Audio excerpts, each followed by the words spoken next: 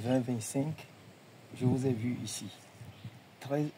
13 février 2025 encore, un mois jour pour jour, je vous retrouve encore à Agueda.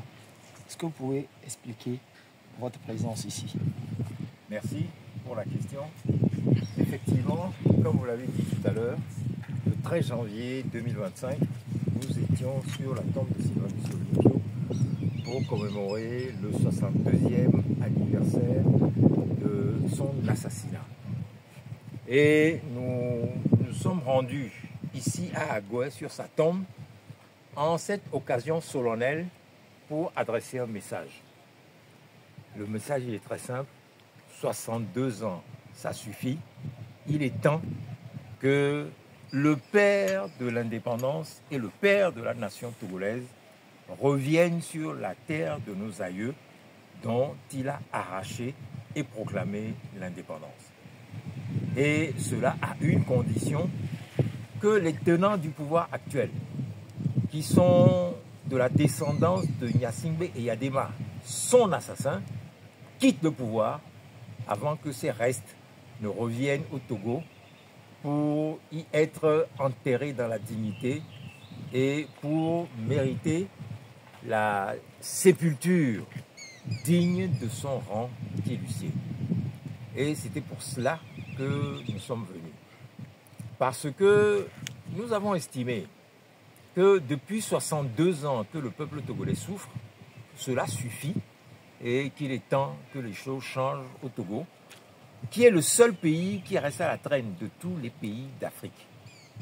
Eh bien, vous constaterez avec nous que plus aucun pays d'Afrique n'est resté avec un si long règne qui a quasiment transformé le Togo en une monarchie. Et donc, nous estimons qu'il est temps que cela cesse. Et c'est pour cela que nous étions venus lui rendre cet hommage.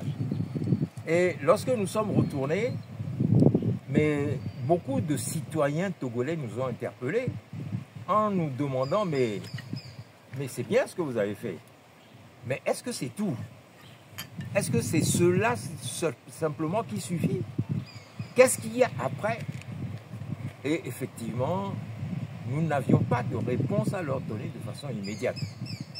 Et le regroupement que nous avons constitué pour prendre l'initiative de lancer une commémoration solennelle de ce 62e anniversaire, nous nous sommes réunis, nous avons échangé sur les interpellations qui nous étaient faites et nous avons estimé qu'effectivement, il ne faudrait pas, il ne serait pas bon que nous attendions le 13 janvier prochain, c'est-à-dire le 13 janvier 2026, pour revenir sur la même tombe et proclamer les mêmes rengaines, les mêmes discours.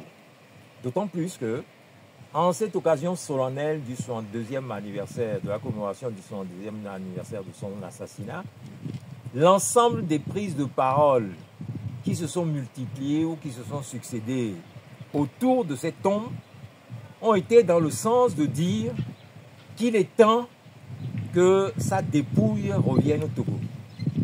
Beaucoup sont ceux qui ont dit « les morts ne sont pas morts, ils continuent à vivre » comme l'a dit le poète. Et donc, il a été interpellé pour prendre le devant de la lutte pour son retour sur la terre à laquelle il a arraché l'indépendance et pour que le Togo puisse retrouver la paix, la sérénité. Et donc, c'est à la suite de cela que nous nous sommes dit que la façon pour nous de traduire cette volonté de ce que coûte que coûte au cours de cette année 2025, il nous faut agir pour qu'il puisse revenir au Togo, mais c'est de revenir chaque mois, au 13 du mois, pour lui proclamer le même discours, pour lui faire la même interpellation, pour que, avec tous les artisans de l'indépendance, ils prennent le devant de la lutte et qu'ils nous accompagnent dans la lutte que nous allons développer pour que le Togo puisse se retrouver, puisse renouer le fil de la continuité de l'indépendance qu'il a arraché à ce pays. Et cela, lorsque nous en avons eu l'idée, que nous avons décidé d'organiser tous les 13 du mois une commémoration sur cette tombe, nous étions loin d'imaginer qu'on allait célébrer dans le faste que nous avons vu le 20e anniversaire de la disparition de son assassin Gnassingbé Eyadema.